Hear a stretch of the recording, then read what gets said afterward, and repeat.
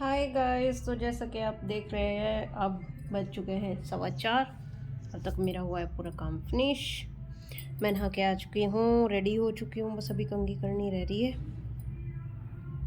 अब देखते हैं, बाल खोल के पानी ऑब्जर्व हो गया नहीं। थोड़ी देर तौलिया इसीलिए बांध के रखते हैं ताकि तौलिया में सारा पानी बालों का जो है वो टप टप करके ना बरसे, तौलिया उसे ऑब्जर्व कर ले। बाल हो गया पूरे छोटे तो जल्दी सूख जाते हैं, जल्दी वॉश हो जाते हैं, तो अब दिक्कत नहीं आती है। नहीं तो पहले दिक्कत आती थी भाई। अब करा दी मैंने लेंथी, बहुत शॉर्ट लेंथ। फ़ोन को रखने का कहीं स्टैंड वगैरह कुछ अभी है नहीं मेरे पास, तो इसलिए रखने में थोड़ी दिक्कत आती है। तो चलो अब यहाँ पे रख देते हैं। आपको दिखाई तो मैं दे रही हूँ, चुड़ैल जैसी हो रखी हूँ बाल खोल के। मेरे बेटे को अभी भी लगता है मम्मा बड़े रख गए हो, अभी इन्हें और भी शॉर्ट करा देते। मैं बस बेटा फिर तो गंजा होना पड़ जाएगा।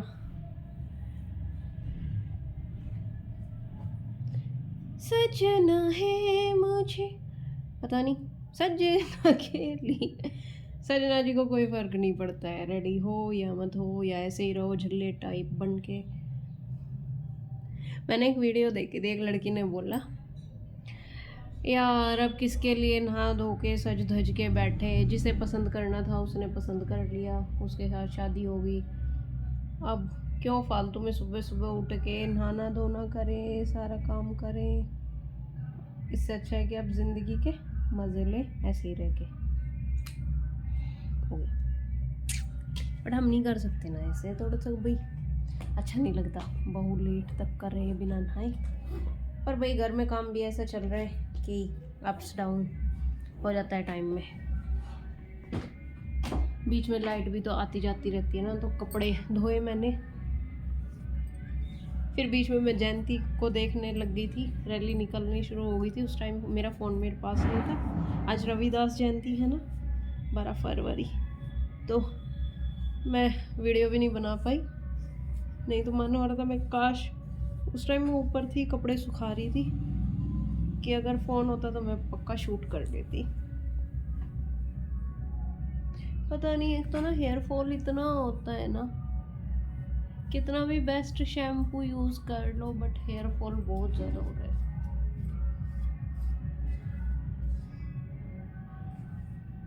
और तब हो रहा है कि हर 3rd day 4th day head wash होता ही होता है।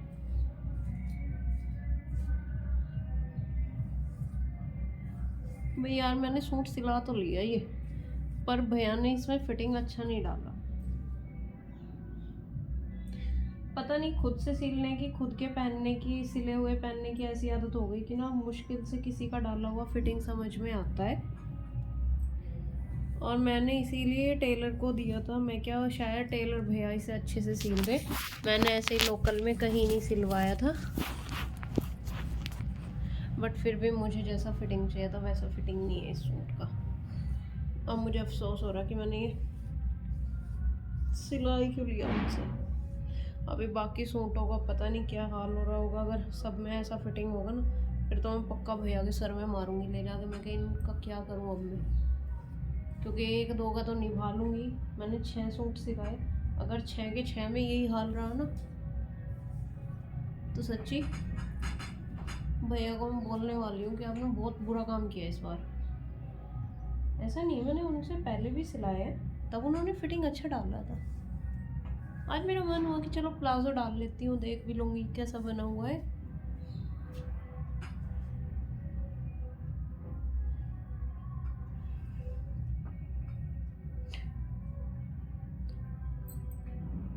एक्चुअली दीदी बोलती हैं तू ना गांव में रह के बिल्कुल देसी हो गई है।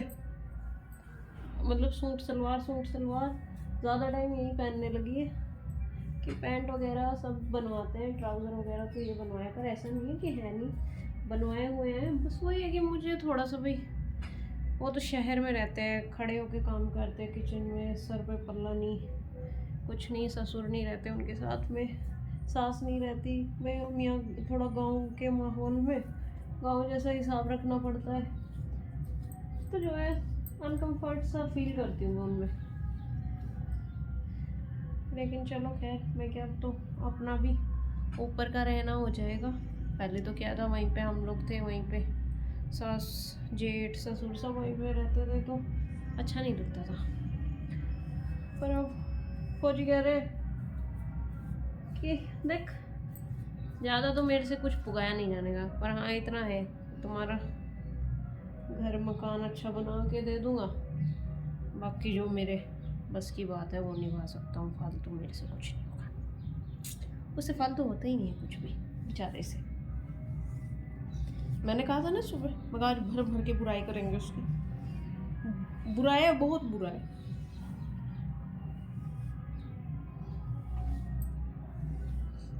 उसकी तरफ से आदमी मर जाए उसे कोई फर्क नहीं पड़ता है, उसे सिर्फ अपना काम दिखाई देता है। मेरा काम, मेरा प्रिय अधिकार, बस मुझे अपने काम से प्यार है। बाकी कोई जीता है जियो, कोई मरता है मरो। देखो अभी भी कितने बाल निकल रहे हैं, 4 बाल नहीं रह रहे यार इस वजह से सर पे। इसी बात के चलते मैंने कटिंग करा दिया था। मैं यार कटवा ले रही हूँ, क्या फ़ायदा इतने लंबे लंबे रखने का। अभी भी म्यूज़िक बज रहा है कंटिन्यू। रविदास जयंती जो है, पूरे गांव में रैली निकालेंगे आज तो ये लोग।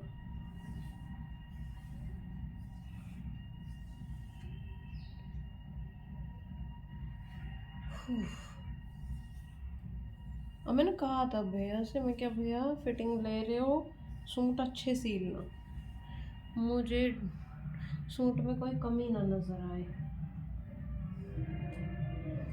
एक तो मैं वैसे ही डरती डरती बाहर सूट सिलाती हूँ।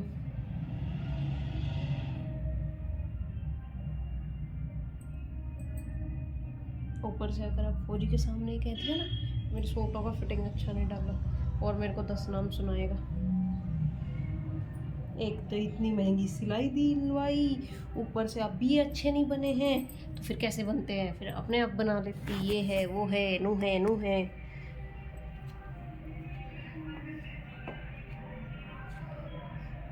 ये देखो गाइस, दिखाई दे रहे हैं ना हेयर फॉल। भाई तो शुक्र है कि वाइट टाइल पे दिखाई दे जाते हैं बाल। अब बताओ क्या किया जाए भाई, कोई तो इलाज बताओ जिससे बाल ऐसे टूटने झड़ने कम हो जाए, क्योंकि मैं परेशान हो चुकी हूँ।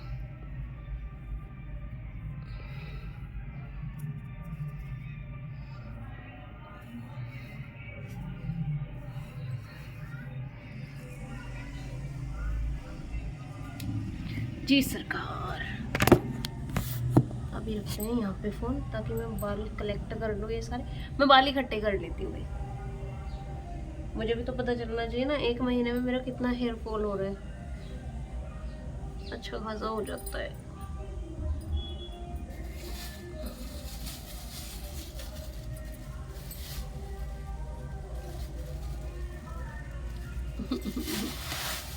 मेरे बाल पता नहीं कहाँ जाएंगे, जड़ जड़ गए ये भी। ये नहीं है 4 बाल सर पे हैं, ये रुके रहे। चलो भाई जैकेट डाल लेते हैं। भाई मेरे में ना एक कमी बहुत बुरी है कि मैं अभी तक भी, मौसम चाहे कैसा भी हो जाए, लेकिन मैं अभी तक भी जैकेट पहनना नहीं छोड़ रही। हवा नो रिस्क, आती जाती ठंड है। एक बार जुकाम हो जाए ना बड़ी मुश्किल ठीक होता है, तो इससे अच्छा है कि जुकाम को बुलाना ही क्यों, अपना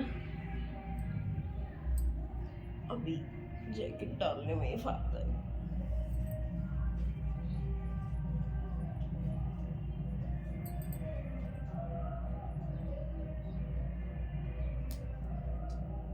राधा और कृष्ण के भजन बजे हुए, पहले भोले के बजा रखे थे इन्होंने, फिर हिंदुस्तान के बजा रखे थे, उसके बाद फिर पता नहीं एक्सेट्रा एक्सेट्रा किस किस के भजन बजा डाले, पर भजन बज रहे हैं।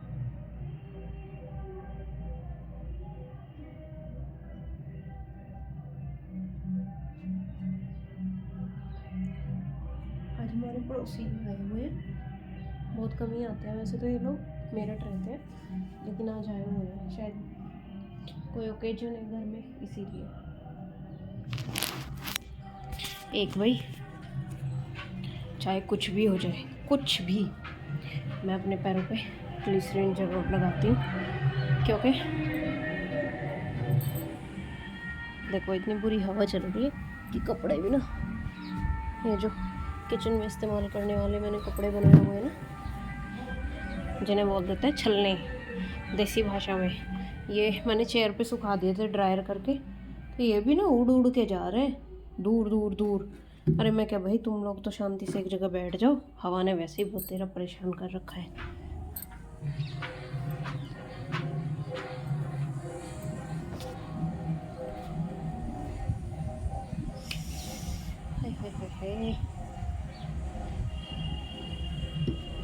खाना बनने लगा पड़ा।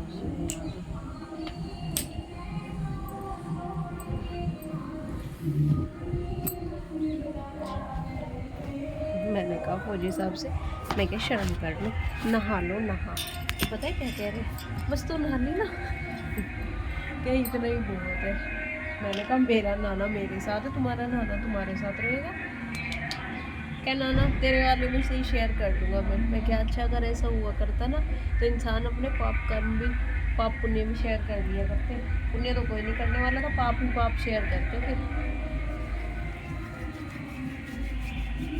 भाई मेरी एड़ियाँ हो गई थी सीमेंट का काम और डस्ट धूल मिट्टी इतना चल रहा था घर में, मेरे पैर हो गए तो बिल्कुल ठीक हुआ। तो मैंने तो फिर अपनी ग्लिसरीन ऑर्डर की अमेज़ोन से और ग्लिसरीन मंगाई। पूरी सर्दियाँ हो गई मेरे को ग्लिसरीन यूज़ करते हुए, कसम से इतने अच्छे पैर हो जाते हैं ग्लिसरीन लगाने के बाद भी। एड़ियाँ फटना तो बहुत दूर की बात, हल्की सी क्रैक भी नहीं होती है।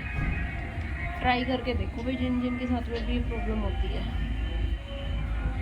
मैंने डाबर की प्योर ग्लिसरीन मंगाई हुई है।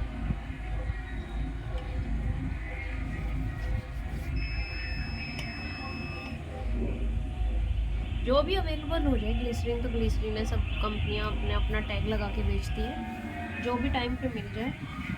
सच में है, बॉडी लोशन वगैरह इतना वर्क नहीं करते जितना ग्लिसरीन। और स्पेशली जब हम छोटे हुआ करते थे और हाथ पैर फटा करते थे तो हमारी दादी क्या किया करती थी, सर्दियों में जो है जब दिवाली पे मोमबत्तियाँ लगाई जाती थी तो उनका वो सारा मोम पिघल के, जो जिस जगह पे भी कैंडल्स खड़ी की जाती थी वो सारा मोम इकट्ठा करवाती थी हमसे निकलवा के चाकू से, और उसे फिर मिट्टी का जो बड़े वाली होती थी कसोरा सा बोलते हैं उसे, उसमें डाल के सारा का सारा, तो चूल्हा चलता ही था, उस पर रख देते थे आँच पे पिघलने के लिए। उसे जब उसमें खूब पिघल के खद्दे लग जाते थे, उबल जाता था वो, तो उसमें फिर डालती थी मेरी दादी सरसों का तेल, घर का सरसों का तेल। तो हम पूछते थे मगर दादी ये क्या बना रहे हो, माँ जी माँ ये क्या बना रहे हो, तो माँ बोलती थी ये बना रही हूँ मैं मोम तेल।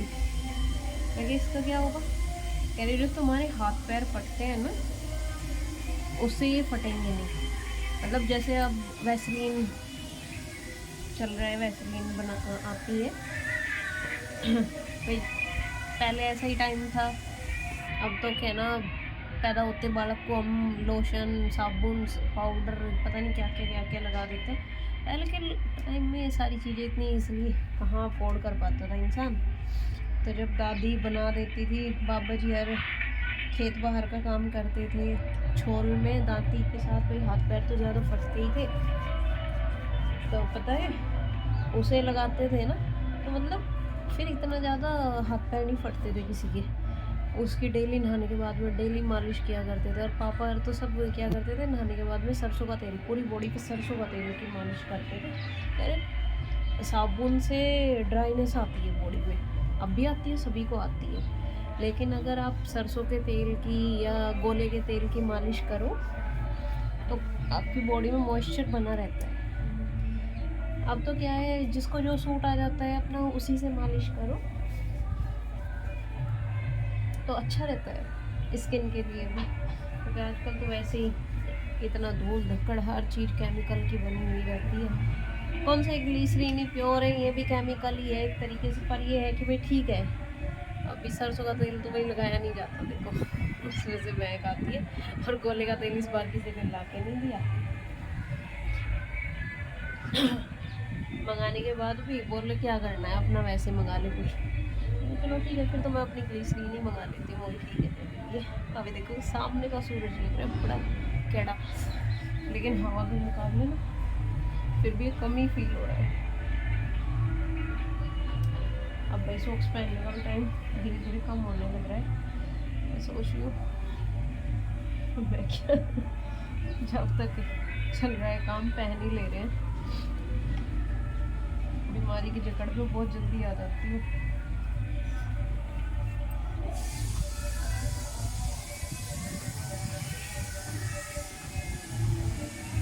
तार की वो भी तो थोड़ा पैंट लगा, इस पैंट को इसको फेंक दबाइए, ऊपर से रहेगा थोड़ा सा भाई, पन्ना है फ्रेम पता चल